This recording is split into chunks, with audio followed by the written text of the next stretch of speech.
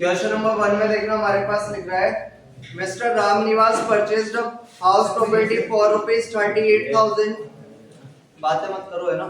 हाँ sir.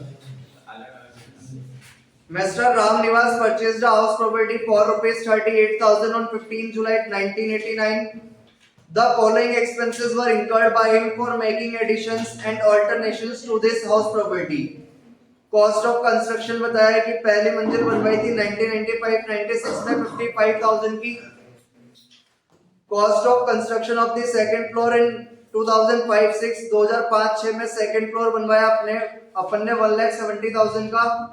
Alternation and reconstruction of the property in 2012 and 13 alternation कराया अपन ने 2012-13 में 1,45,000 का। लिख रहा है fair market value of the property on April 1 2001 was ₹2,25,000। यहाँ पर जो राम निवास ने प्रॉपर्टी परचेज करी थी स्टार्टिंग में वो परचेज करी थी 15 जुलाई 1989 में। और मैंने कल आप लोगों को बताया था अगर 2001 से पहले कोई भी प्रॉपर्टी खरीदते हैं तो अपन पहले उसको क्या करते हैं कंपेयर। खरीदी कितने में थी 38,000 और इसकी एफएमवी दे रखी है हमारे पास 1 अप्रैल 2001 की कितनी 2,25,000। तो 38,000 और 2,25,000 में हायर कितना हो जाएगा 225। आगे लिख रहा है the house property is sold by mister Ram Niwas on 8 June 2022 for ₹35 lakh. इन्होंने ये मकान बेच दिया 8 जून 2022 में 35 लाख रुपए में और ट्रांसफर के एक्सपेंसेस हुए 15,000।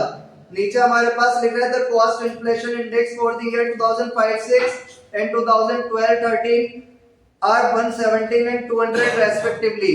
Compute the taxable income from capital gain of Mr. Ram Nivas for the assessment year 2023-24. Capital gain से इनकम निकालनी है अपने को। यहाँ पर अपन ने जो हाउस प्रॉपर्टी बेची है वो कितने बेची है 38 लाख में 35 में 38 में 35 में। और जितने में अपन प्रॉपर्टी सेल करते हैं उसको अपन क्या बोलते हैं कंसीडरेशन ग्रॉस सेल कंसीडरेशन। तो अपन यहाँ पर लिख देंगे gross sale consideration 35 lakh. Yes sir. यार कौन कर रहा है बार बार यार। सर ये आपके पास रखी है इसकी नीचे आप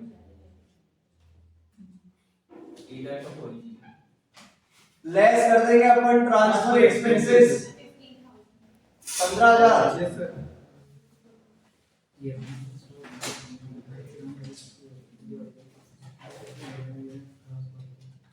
तो हमारे पास ट्रांसफर एक्सपेंसेस दे रखे थे अपन ने माइनस कर दिए तो हमारे पास टोटल आ गया 34,85,000।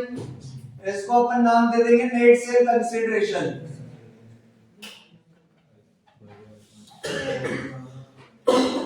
अब यहाँ पर अपन ने जो मकान खरीदा था वो मकान खरीदा अपन ने 2001 से पहले और आज उसको बेच रहे तो अपन ने देखा था किसी भी प्रॉपर्टी को लॉन्ग टर्म एसेट बनने के लिए अपन को ज्यादा से ज्यादा कितने साल देखने होते हैं 3 साल 36 महीने। और यहाँ पर तो अपन ने 19 कब खरीदी 1989 वाली एसेट अब बेच रहे 2022 में तो ऑब्वियसली कौन सा गेन होगा लॉन्ग टर्म। और लॉन्ग टर्म के केस में अपन माइनस करते हैं इंडेक्स कॉस्ट ऑफ एक्विजिशन। लेकिन पहले यहाँ पर अपने को कंपेयर करना पड़ेगा क्योंकि अपन ने प्रॉपर्टी 2001 से पहले खरीदी है तो कंपेयर करके शो कर देंगे अपन। यहाँ पर अपन लेस करेंगे पहले कॉस्ट ऑफ एक्विजिशन निकाल लेते हैं। लिखेंगे कॉस्ट ऑफ एक्विजिशन लिखते हैं अपन इसमें एक्चुअल कॉस्ट और एक्चुअल कॉस्ट हमारे पास 1989 की दे रखी थी कितनी 38,000। एक अपन लेते हैं हमारे पास एफएमवी दे रखी है एफएमवी एज ऑन 1 अप्रैल 2001 2001 की एफएमवी थी कितनी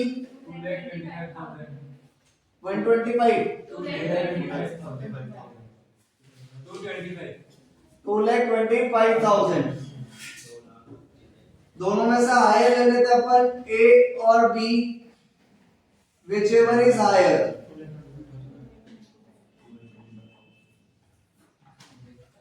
तो हमारे पास कॉस्ट ऑफ एक्विजिशन आ गया 2,25,000। दोनों में से हायर वाला आइटम ले लिया अपन ने। अब इसका इंडेक्स बना देंगे तो अपन लेस करेंगे यहां से इंडेक्स कॉस्ट ऑफ एक्विजिशन।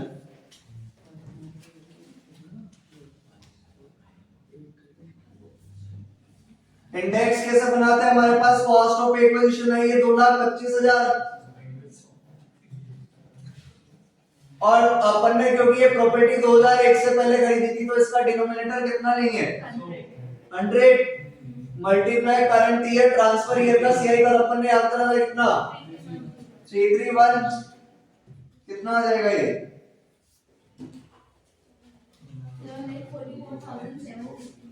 7,84,750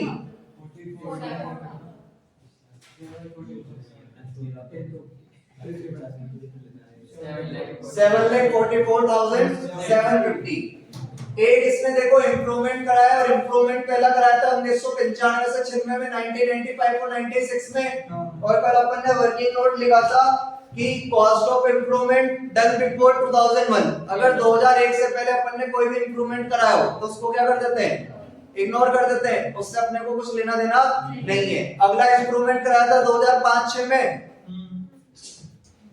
तो इसको भी अपन यहां से लेस करेंगे लेकिन इसका भी क्या बना देंगे इंडेक्स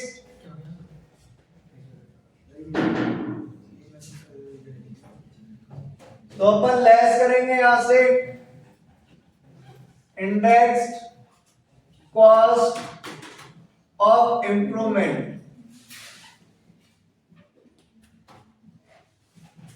कितने का इंप्रूवमेंट कराया 1 लाख का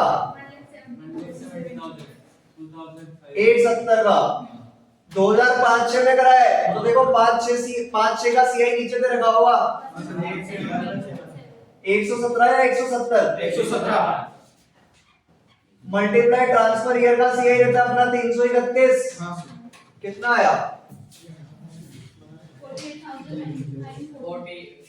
480,940 एक अगला इंप्रूवमेंट कराया अपन ने 10-11 में या 12-13 में 12-13 लेस कर देंगे अपन इंडेक्स्ड कॉस्ट ऑफ इंप्रूवमेंट कितने का कराया 145 ये अपन ने कराया था 2005-6 में और ये अपन ने कराया है 2012-13 में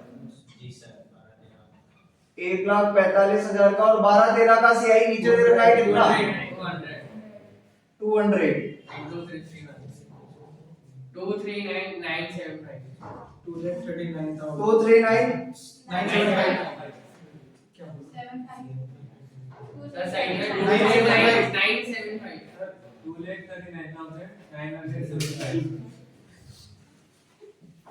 तो ये हमारे पास केवल इतनी सी बात थी कि अपन ने जो मकान बेचा है वो 35 लाख में बेचा है ट्रांसफर एक्सपेंसेस 15,000 थे तो नेट सेल कंसीडरेशन आ गया 34,85,000 कॉस्ट ऑफ एक्विजिशन में अपन ने कंपेयर क्यों करा है क्योंकि अपन ने यहाँ पर जो हाउस खरीदा है वो 2001 से पहले खरीदा है तो कंपेयर कर लिया 1980 की कॉस्ट थी 38,000 और 1 अप्रैल 2001 की एफएम थी हमारे पास 225 तो दोनों में कंपेयर करा है हायर वाली वैल्यू आ गई 2,25,000 इसका इंडेक्स बनाने के लिए डिनोमिनेटर तो कितना लेते हैं 100 और न्यूमरेटर हमारा कितना रहेगा 331 फिर अपन ने कराया था 1995 से 96 में लेकिन 2001 से पहले कोई भी इंप्रूवमेंट कराते हैं तो उसको अपन क्या कर देते हैं इग्नोर 2001 के बाद अपन ने कराया था 5-6 में तो 170 डिवाइड बाय 5-6 का सीआई ले लिया मल्टीप्लाई 331 फिर अपन ने कराया 2012-13 में 1,45,000 का 12-13 का सीआई था 200 into 331 तो इतना आया। अब माइनस करने वाला आइटम हमारे पास है 1 2 और 3 तो इन तीनों का टोटल करके लिख देंगे यहाँ पे 10,65,665 10,65,665 तो ये आ गया हमारे पास कितना यहाँ से माइनस करेंगे तो 45 टोटल गलत है क्या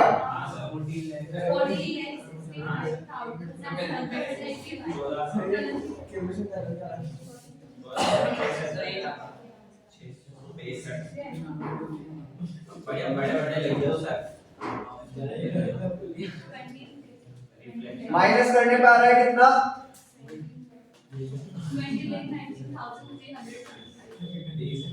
75 ₹20,19,335 ये हमारे पास आ गया लॉन्ग टर्म कैपिटल गेन। यहाँ पर देखो श्री राम निवास ने प्रॉपर्टी बेचने के बाद क्वेश्चन में ऐसा बोला है कि इन्होंने कुछ खरीदा भी है। नहीं तो कुछ भी नहीं खरीदा। कुछ भी नहीं खरीदा तो कुछ खरीदते या इन्वेस्ट करते तो एग्जम्पशन मिलती, लेकिन अभी एग्जम्पशन नहीं मिलेगी क्योंकि कुछ खरीदा ही नहीं है। तो आंसर आ जाएगा 20,19,335। ये हमारे पास आ गया taxable long term capital gain.